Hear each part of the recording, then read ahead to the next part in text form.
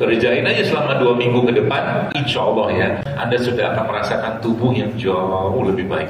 Ibu-ibu, saran saya supaya kulitnya keep glowing.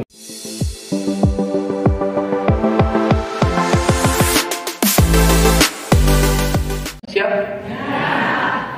Siap ya? Allah saksinya. Anda mau sehat? Jujur ya, karena Allah ya. Oke, ikutin apa yang akan saya sampaikan ini. Dan ini proven insya Allah. Jadi mulai hari ini, Anda udah jujur sama Allah ya. Udah jujur, Allah saksinya loh. Mulai hari ini, Anda tidak ada lagi makan gula pasir.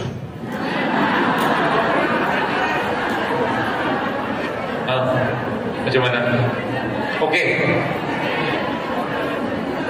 Sudah. Mau nggak? Jujur ya, mulai hari ini.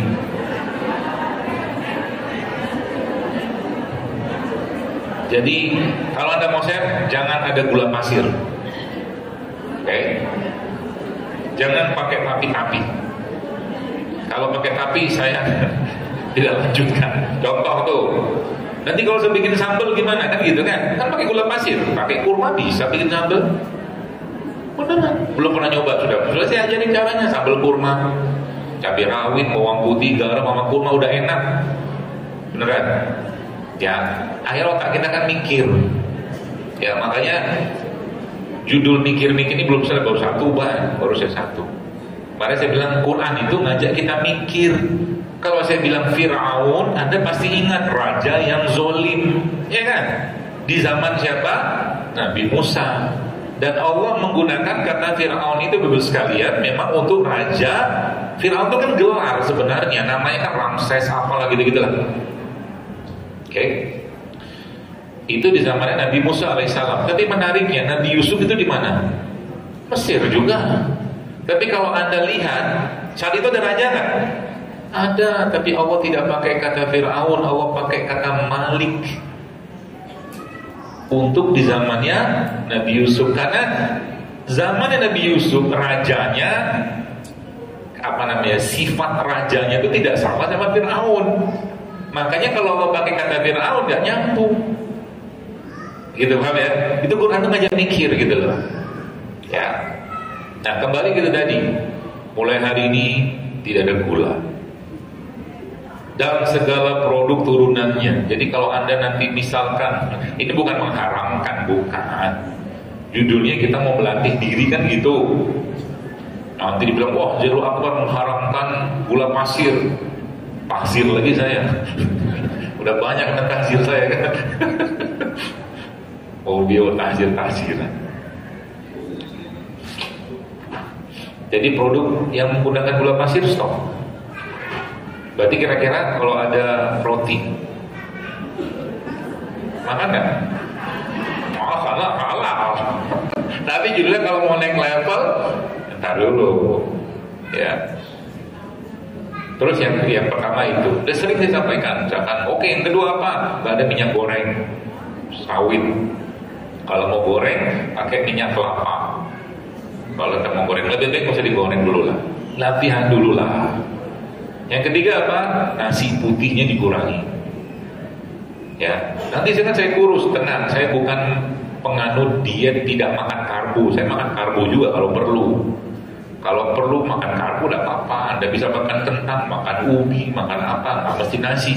Misalkan begitu nasinya nanti Anda harus topping dan modified sedikit.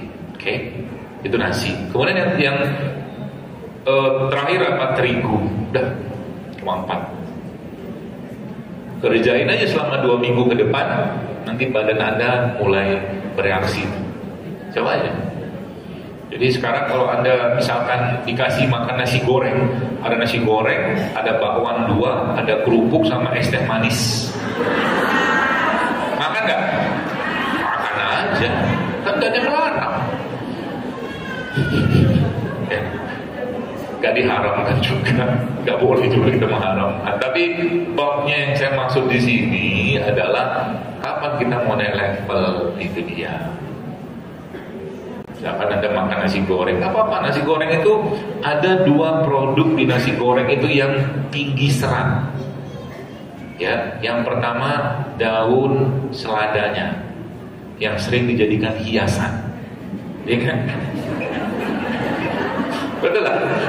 Oh, dia hiasan cantik sekali itu, menghiasi pinggir-pinggir nasi goreng. Itu yang pertama. Yang kedua apa? Acarnya. Gitu. Jadi kalau Anda mau makan nasi goreng, saya kasih cara makan nasi goreng ala-ala saya. Nasinya gak usah banyak-banyak, 2 sendok aja. Lebihnya nanti daun seladanya Anda banyakin, acarnya Anda banyakin, sama telurnya dibanyakin. Dijamin kenyangnya lama, karena karbo tidak akan memberikan sensasi kenyang. Coba kalau orang yang makan karbo pengen makan lagi ya? Karena karbo itu sinyal kenyangnya dia berikan nggak bisa kayak protein. Itu rumusnya. Makanya orang habis makan nasi laparnya cepet. Itu ilmunya. Gitu. Bukan saya mengada-ada juga, tapi kalau ada butuh karbo boleh nggak? Boleh aja kalau ada butuh. Lagi lemes butuh apa, makanya saya tuh salah satu minuman kegemaran saya itu kalau lagi nggak enak butuh suplementasi gula yang cepat, biasanya ada 2 tuh. Yang pertama ini madu, madu. Supaya madu ini cepat masuk ke tubuh saya gimana? Saya akan larutkan dia dalam cairan supaya dia lebih cepat masuk dalam tubuh saya. Kenapa? Dia sebenarnya akan lebih cepat reaksinya ketika sudah masuk ke dalam lambung. Tapi kalau kita mau lebih cepat masukin ke air, ya Anda kocok-kocok atau mungkin masukin ke air kelapa begini, dia lebih cepat terserap. Maka semua yang Allah ciptakan aslinya, sebagian besar setahu saya itu baru mampu diserap tubuh kita kalau dia dinanoin, kata guru saya. Ada seorang profesor dulu saya menjelaskan, dia pakar nano lah gitu. Dia katakan bahwa sebenarnya kalau Anda mau cepat diserap, nanoin dia, bahasa dia gitu. Maka ini kan ada cabai rawit, netes aja langsung, itu kan jahe dia, netes aja, udah tahu. Kan saya pengen tahu siapa yang reaktif. Bagaimana cara? Dia kan ini kan begini kan nggak bisa kita serap, nggak bisa. Ya, kita harus kupas dia. Tapi kupas pun sekarang saya nggak mau kupas lagi. Jadi mereka ini kalau saya mau kayak misalkan inilah ya, apa tuh namanya? Kunyit. Nih. Sekarang saya kalau bikin wedang-wedang begini jangan dibuang kulitnya. Wow. Ini cuci bersih aja. Jangan pakai sabun cucinya ya. Cuci. Udah potong ini. Nah gitu. Terus dia dipotong. Dokter jualan soto ya. Hobi saya gini-gini itu hobi. Ya. Nah ini kan dikecilin kan, tapi masih makro kan, masih gede kan. Nah supaya dia kecil molekulnya gimana? Banyak caranya. Ini kan salah satu caranya. Cara yang kedua apa? Cara yang kedua supaya dia bisa terserap dengan cepat dalam tubuh. Tapi ini butuh waktu, Anda cemplungin aja ke sini.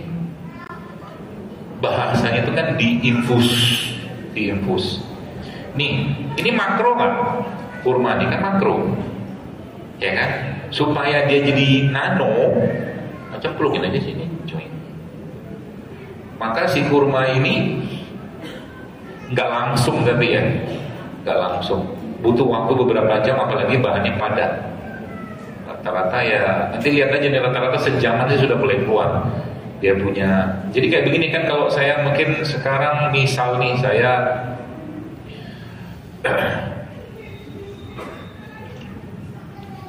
Anda lihat apa di sini? Air, sama apa lagi? Tangan saya. Bukan. Ada kelihatan asam amino nggak? Nggak tahu lah kita. Ada protein nggak? Vitamin, mineral nggak kelihatan semua. Allah jadikan mereka ini tak tampak mata kita. Itu bahasa nano itu. Ya. Jadi apa yang terjadi ketika ternano kayak begini, maka dia gampang banget diserap tubuh, lebih cepat. Makanya tadi ini sudah nano sebenarnya. Dalam madu ini kalau Anda buka datanya, ada protein, hidrat, arang, macam-macam lah, tinggal baca lah itu. Tapi bagaimana caranya dia bisa lebih cepat diserap tubuh? Ya ada campurkan katakanlah kayak begini nih, ya. Lalu Anda aduk-aduk, makanya nanti saya kasih ilmu baru. Ilmu ala-ala saya, coba ini, tapi efeknya cepat banget. Jadi nanti bapak-bapak, ibu-ibu kalau Anda bikin kayak begini, ya katakanlah, let's say mungkin Anda bikin jahe, serai, apa segala macam, kasih air hangat apa gitu kan. Jadi fungsi air hangat itu sebenarnya, atau air panas atau mungkin perebusan itu adalah memecah molekulnya dia. Makanya jangan lama-lama. Oke, makanya kalau ini dibakar, rusak nggak? Rusak lah dia. Saya nggak tahu itu cerita ilmu dari mana orang ngebakar kelapa. Orang begini aja Anda buka paling 3-4 jam sudah bau, ya kan? Apalagi dibakar, rusaklah enzimnya dia, gitu loh. Bayar mahal lagi kita kalau bakar. Nah gitu. Nah jadi sekalian dinanoin, berarti dinanoin gitu kan. Kita cemplung-cemplungin aja udah.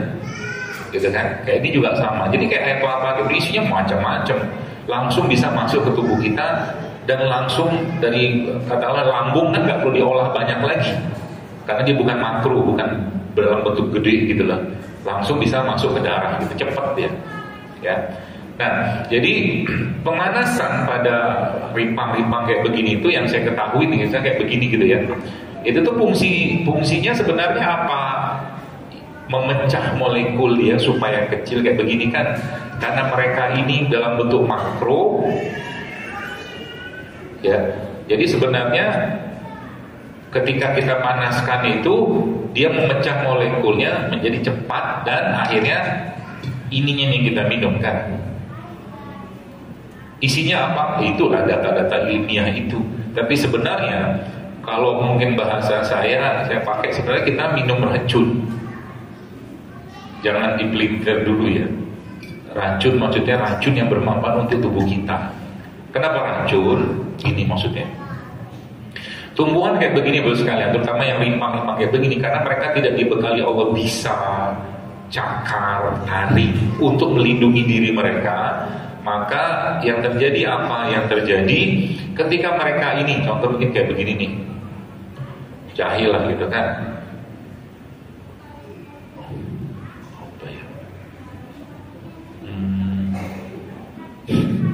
Saya mau ngapain lagi? Susah.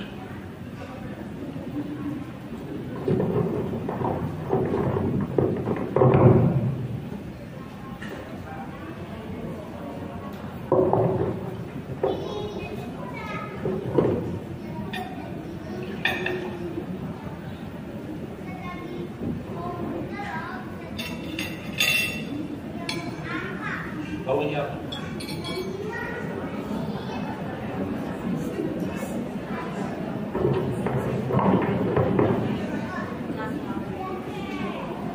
Kalau mungkin orang Jawa bilangnya kentos kali ya. Ini coba buka datanya, ini masih banyak kandungan gizinya loh ini kentos ini. Coba dong. Saya mau ngomong itu bukan itu. Yang saya mau ngomong itu ini. Jadi mereka ini ya ketika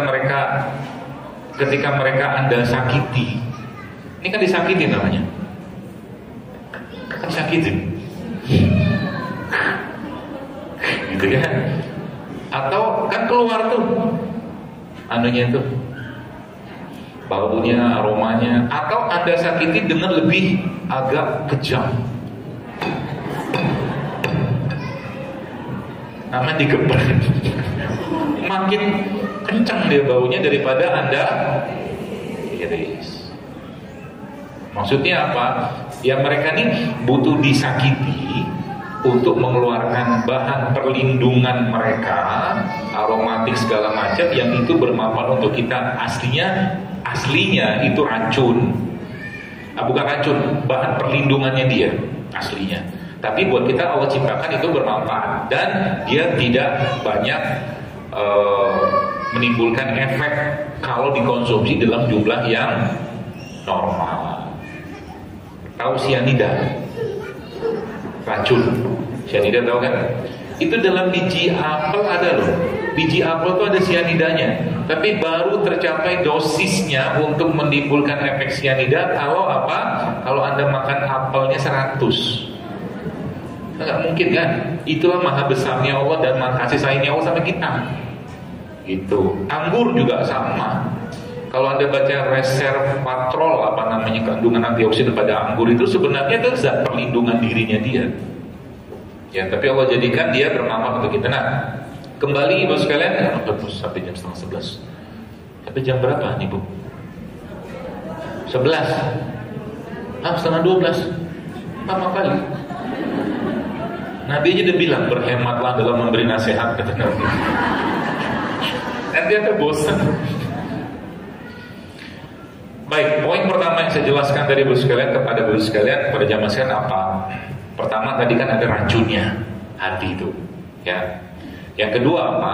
Dia punya penawarnya. Penawar itu ada dalam bentuk amalan sebenarnya.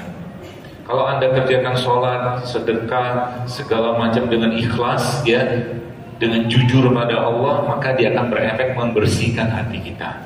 Itu, ya. Dan ini akan memutus rantai penyakit di keluarga. Baik, saya ajak Anda mikir. Apa mikirnya gini? Kalau ada satu keluarga, 1-2 generasi di atas dan 1-2 generasi di bawahnya, misal udah cukup lama keluarga ini, semuanya urutannya kena penyakit jantung, ada jantung. Harusnya kita mikir, harusnya ada benang merah apa nih di sini berupa penyakit tanda kutip hati atau emosi yang diturunkan terus menerus gak diputus. Harusnya ada. Kita kalau mikirnya pakai kaidah tadi itu harusnya ada. Kok keluarganya diabetes semua? Ya kan? Kok keluarganya kanker semua tuh? Harusnya ada. Nanti coba lihat. Dan emosi atau perasaan itu sekarang itu macam-macam. Tiap keluarga itu beda-beda. Dan itu bukan aib, bukan dosa. Cuma tugas kita pangkas itu, putus itu. Cara mutusinnya gimana? Agama, ilmu. Itu. Ya, makanya dalam pengobatan ya, lagi-lagi saya sampaikan, saya banyak menemukan orang-orang yang ketika mereka sudah sampai pada titik ikhlas, sampai pada titik pasrah, sampai pada titik di mana dia maafkan semua, sudah ikhlas, tiba-tiba Allah kasih sembuh tuh gampang aja. Ya. Itu sebabnya dalam beberapa kaidah syariat atau ibadah Nabi itu menjelaskan begini, contoh. Kata Nabi apa? Obatilah penyakitmu dengan sedekah. Kok? Bagaimana caranya? Kita bisa mikir. Karena aslinya orang-orang yang kikir itu, kan kita ini kikir nih, defaultnya kita. Maka sedekah itu bukan hal yang gampang buat manusia, apalagi wakaf. Kalau sedekah itu kan sharing profit namanya.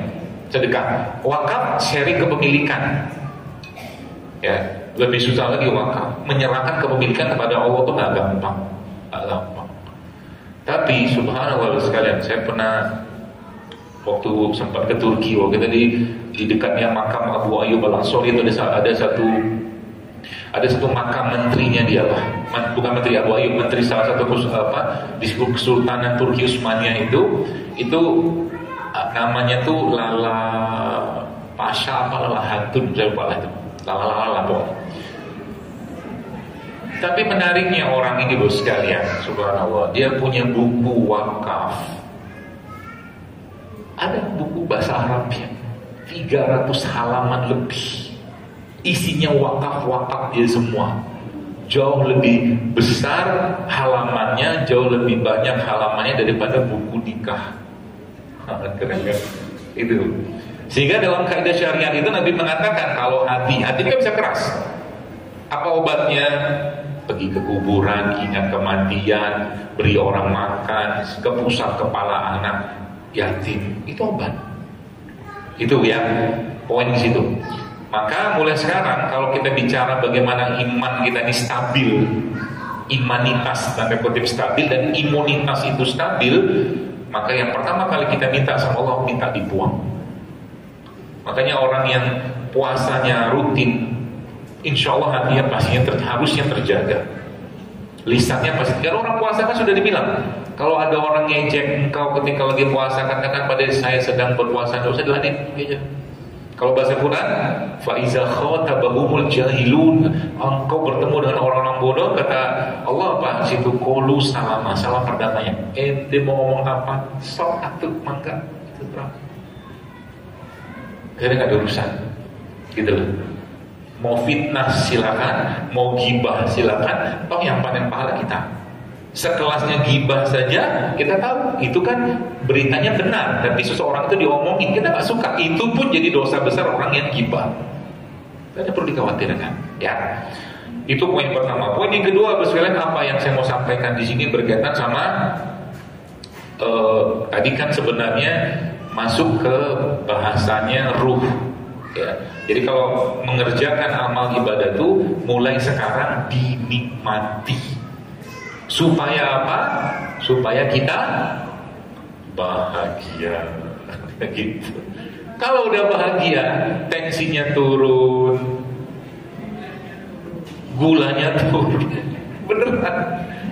Anda mau ketawa itu terjadi dan saya sering dapatkan orang kayak begitu. Oh Akbar. Saya pikir ini kenapa ini tensinya tinggi banget. Ternyata urusannya gara-gara curiga doang. Naik tensinya. Ini belum lagi cerita tentang penyakit yang misalkan kaitannya sama kencing manis ya. Bab kencing manis itu kan bab cinta. Penganiayaan cinta. Cinta yang tidak terbalas. Ya. Makanya hati-hati dengan rasa itu, kalau dia tidak ditempatkan pada tempatnya sekalian, bahaya dia. Cinta itu jadi masalah nggak? Oh, jadi masalah kalau tidak seimbang.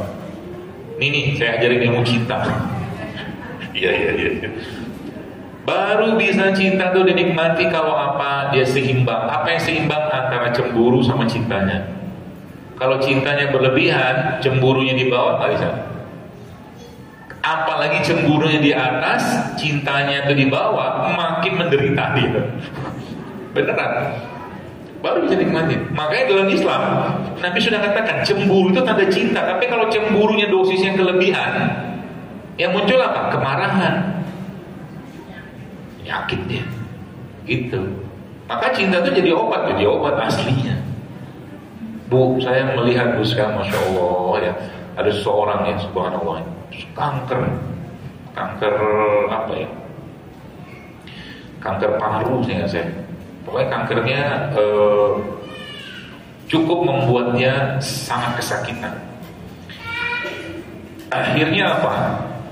Subhanallah ya, orang ini punya keluarga yang baik, sehingga akhirnya ada bagian-bagian yang punya tugas bahkan menghibur dia, bikin guyon untuk dia, dan itu membuat dia akhirnya sangat nyaman. Ya, jadi ada yang anggota keluarga khusus menghibur. Itu biasanya di keluarga kita tuh ada yang hobinya ngebanyol gitu. Itu tuh penting, harus dilestarikan orang-orang kayak gitu. Karena itu akan jadi nutrisi kejiwaan buat seseorang. Beneran. Kalau ada dia tuh seru gitu loh. Ya, seru. Ya. Jadi akhirnya singkat cerita dia punya tumor ya, segala macam yang cukup berat lah ya. Bahkan sudah menjalur sana kemari, tapi hari keluarga tuh support luar biasa ke beliau. Ya.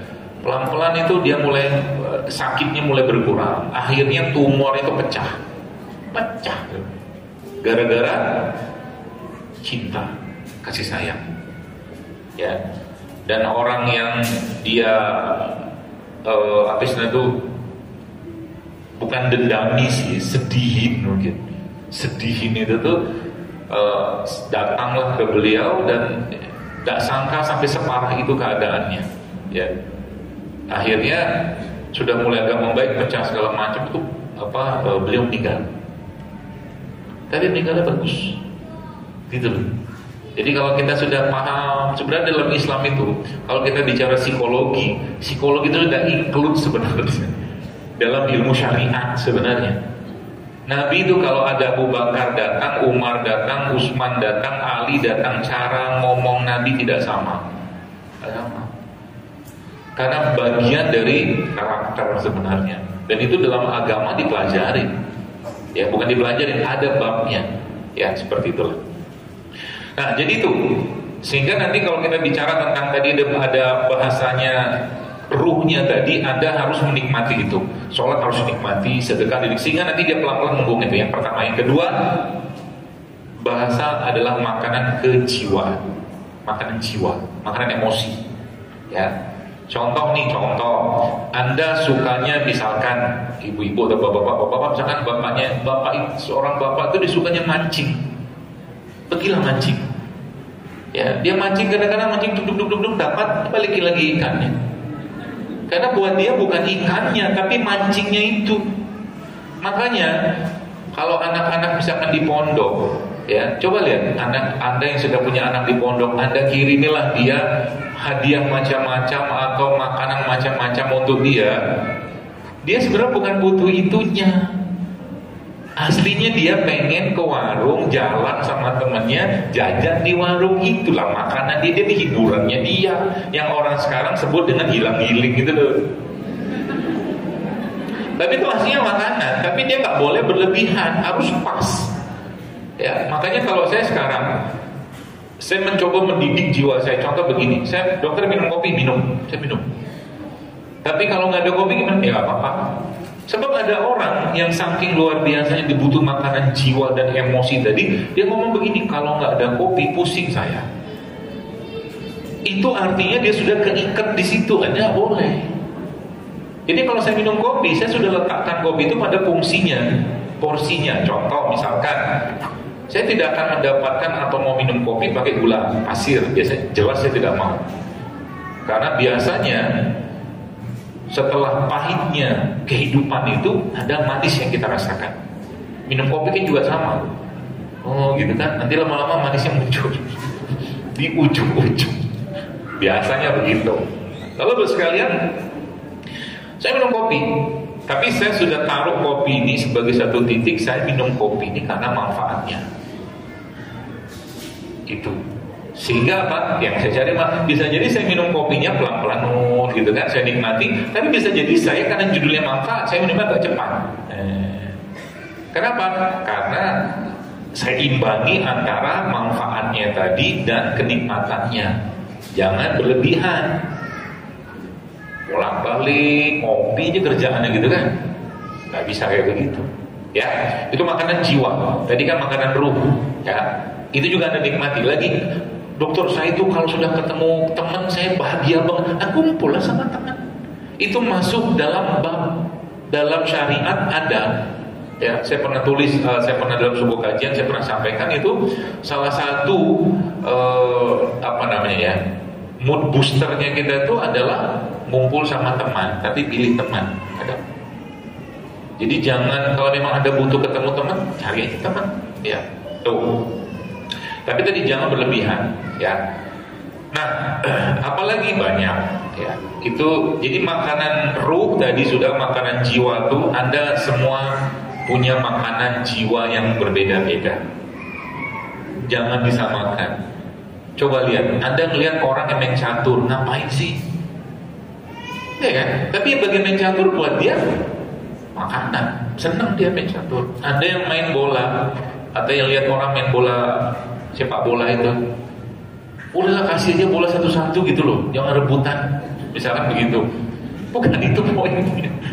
Iya kan? Apa yang rebutin bola? Dari dulu rebutan bola nggak habis-habis. Ya, gitu loh. Ya, nah Anda, saya semua beda. Nah mulai sekarang pikirkan apa makanan jiwa Anda, makanan emosi Anda. Dan itu kalau bisa difasilitasi, fasilitasilah. Sepanjang tidak berlebihan dan tidak melanggar syariat, kerjakan. Itu pesan saya. Ya, ini supaya apa? Supaya nanti apa? Begini loh sekalian, Anda akan ketemu anak-anak ya, misalkan Anda punya anak atau kita punya anak, yang anak itu disuruh katakanlah sholat, lagi dia pengen sesuatu dan belum, jadi dia nggak bisa ngontrol emosi dia kan, suruh sholat atau suruh apa segala macam, tapi makanan jiwa dia belum dapat. Akhirnya yang terjadi apa? Yang terjadi dia mengerjakan itu tidak dengan setulus hati. Itu maksudnya. Ya. Makanya bab cinta dalam anak itu aslinya, kalau Anda mau dapatkan cinta dari anak, caranya gampang. Gampang banget. Apa caranya? Jadilah orang terdekatnya dia. Gampang, nanti dengan cerita semuanya. Jadilah orang terdekatnya dia.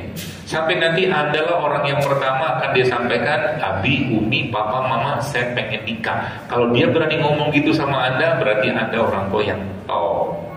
Anda orang terdekatnya dia. Atau dia katakan, saya suka dengan cowok itu, saya suka dengan cewek itu, jangan dimarahin. Itu normal. Ya gak normal kalau anak Anda cowok, suka cowok. Kan Bapak cinta. Kadang-kadang orang tua, kenapa begitu? Gitu kan, kenapa kamu udah jatuh cinta ya? Emang cinta dilarang? Nah gitu maksudnya. Saya sama anak saya sampai sampaikan, kamu jangan lama-lama nikahnya. Saya lama. Kalau bisa selesai ini, selesai itu nikah. Nah gitu. Biar apa? Belajar mandiri gitu. Ya. Oke, itu makanan ruh, makanan jiwa. Terakhir, makanan jasa. Apa dia? Ini makanan jasa. Ya. Dengan Anda tadi mengurangi 4 tadi atau menyetop yang tadi itu, sebenarnya boleh saya katakan insya Allah ya, yang pengalaman saya 50% Anda sudah akan merasakan tubuh yang jauh lebih baik. Benar? Di sini mungkin sebagian sudah melakukan nih kayaknya. Ya. Dan muka kita itu kan akan mencerminkan isi apa? Isi hati sama isi perut. Ya, muka kita dulu sekalian cerminan dari isi hati kita dan isi perutnya kita. Jadi kalau saya ya sedikit-sedikit kadang-kadang iseng-iseng lihat muka orang gitu ya, saya bilang ya gak usah cerita deh nanti makan apa, saya sudah kebayang lihat muka. Gitu. Kenapa? Sekarang contoh orang kan luar biasa. Ya kalau kita belajar tuh jadi enak tuh sekalian. Contoh, beli skincare ini itu segala macam biar ada kolagennya, biar kulitnya nggak wrinkle, nggak keriput, gitu-gitu kan. Ya, padahal contoh nih kalau ngerti ilmunya gampang. Contoh, butuh kulit yang kencang. Nah, kan perempuan gitu kan, mau direkam di sini nih, direkam mana? Untuk urusan kulit. Jadi kalau kata guru saya tuh, bisnis kesehatan tuh bisnis tidak akan pernah selesai kalau benar itunya. Contoh nih, kulit keriput ya. Terus apa tuh namanya, garis-garis muka gitu-gitu lah, saya udah ngerti istilah itu kan, yang biasa perawatan sekian jam bayar berapa juta gitu. Padahal kalau ngerti kaidahnya sederhana sekali. Anda mau punya suplemen anti-aging paling kuat, maka saran saya apa? Banyakin puasa. Yang pertama, puasa tuh anti-aging paling kuat. Semakin lama Anda memperlama masa Anda tidak makan, semakin kuat growth hormonnya akan dihasilkan oleh tubuh Anda. Saya sudah membuktikan itu setahu saya. Itu yang pertama. Kalau bicara kulit-kulitan ini, supaya kulitnya keep glowing, banyak sebenarnya yang kita bisa pakai. Contoh nih, kan salah satunya. Tahu kolagen? Kolagen tahu lah kan? Ya sejenis asam amino lah, peptide apa gitu. Kolagen itu banyak ya di berbagai sumber yang Allah ciptakan. Ya. Contohnya apa? Fish bone. Tulang ikan tuh kolagennya tinggi. Cuman kita nggak makan kan. Tapi kalau Anda makan ikan di presto bagus, tulangnya Anda makan karena kolagennya tinggi. Fish bone. Yang kedua apa? Fish skin, kulit ikan. itu kolagennya tinggi. Ya kan? Itu kita buang, dibikin file, makanya keriput terus. Yang bagus-bagusnya dibuang. Tuh, apalagi eggshell. Eggshell itu cangkangnya telur. Itu kolagennya tinggi. Terus apalagi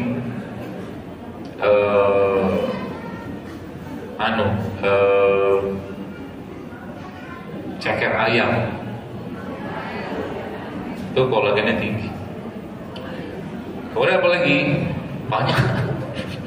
Banyak. Termasuk juga ada salah satu produk yang kolagennya tinggi itu, ya lumayan lah ini,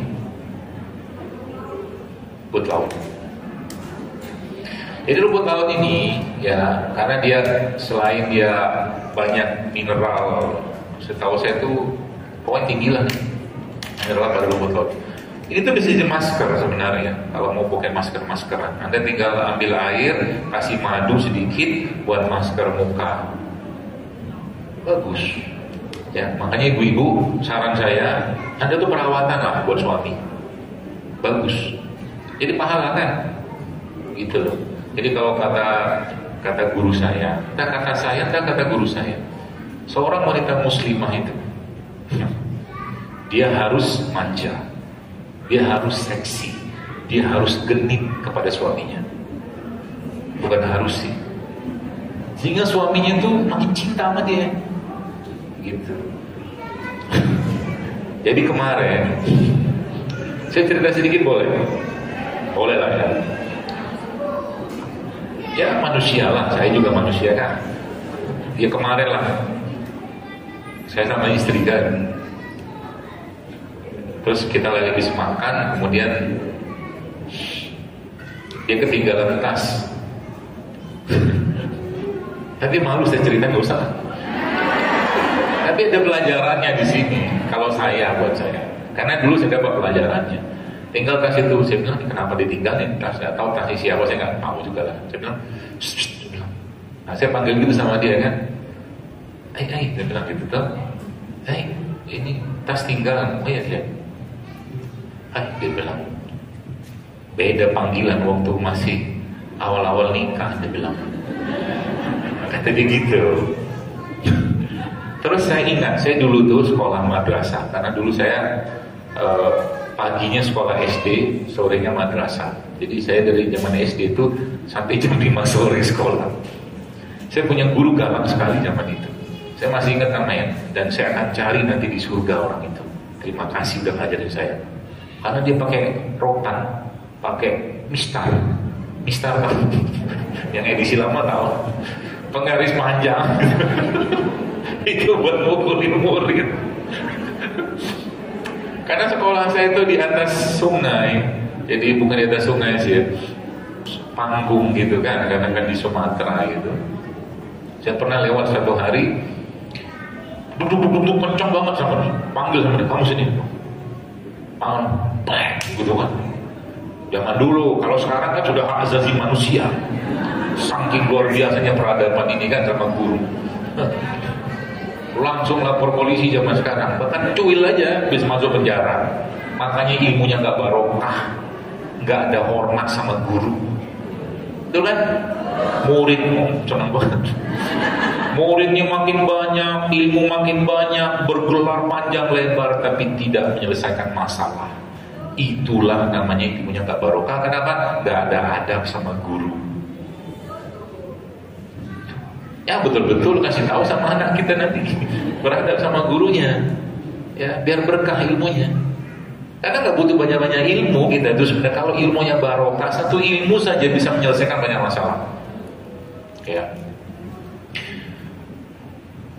pukullah saya, ya. Pulang lagi, kamu balik lagi, turun lagi, tapi dalam keadaan yang benar. Kata dia begitu. Wah, saya itu tidak akan pernah hilang itu ingatan saya tentang itu sampai detik ini. Akhirnya saya terapkan tadi yang kisah. Paham? Saya bilang sama istri, keluarin tasnya, saya bilang, keluarin sama dia. Saya bilang, saya ulang ya, saya bilang, ya manusia, mau saya sempurna banget ya nggak juga lah, pasti enggak. Saya bilang, saya ulang lagi, saya bilang, apa saya bilang, sayang tasnya tinggal, masuk Pak Eko, bahagialah dia kan, alhamdulillah, itu. Makanya tadi saya katakan banyak sebenarnya problem kesehatan itu. Kalau Anda paham apa yang saya sampaikan, itu banyak bisa selesai dengan ar-rahmah. Itu banyak. Makanya Nabi itu ketika ketemu dengan orang yang besoknya mau mati, secara riwayatnya kan, namanya tuh Abu Salamah dengan saya. Apa kata Nabi? Nabi nggak ngomong macam-macam. Nabi katakan la ba'sa, tahur insyaallah. Nggak apa-apa. Pasti sembuh kok, besoknya mati. Tapi paling tidak apa? Kita ngasih semangat sama dia. Ini mengunjungi orang stroke, tetangga kita, iya kemarin dekat rumah baru dia mati itu stroke. Apalah kau ini? Gitu, ya. Jaga supaya apa? Tadi nggak bikin susah orang, apalagi sakit. Itu pasti sembuh, insya Allah pasti sembuh. Itu kalau seandainya nggak sembuh juga, alhamdulillah dia tetap dalam keadaan baik sangka sama Allah. Itulah tugasnya kita sebagai mungkin keluarga atau yang pas apa yang menjenguk atau mungkin orang yang mengobati, ya. Nah, baru masuk bab ini sekalian, bab jasa. Ya, maka bab jasa ini sebenarnya tadi sudah saya sampaikan itu sudah mulai dikurangi makan ini. Pokoknya yang tadi 4 tadi sudah mulai, apalagi tambah 1 sebenarnya. Tambah satunya apa? Tambah satunya adalah Anda mulai mengurangi makanan kemasan. Ya, kurangi aja. Berarti dokter nggak makan apa-apa, makan. Kalau pengen saya makan aja, ya. Tapi saya batasi karena saya tidak mau dikendalikan mereka. Nggak mau. Gitu ya. Nah, lalu sekalian, makanan tadi 4 kan tambah 1 makanan olahan, makanan kemasan, coba mulai dikurangi. Itu aja.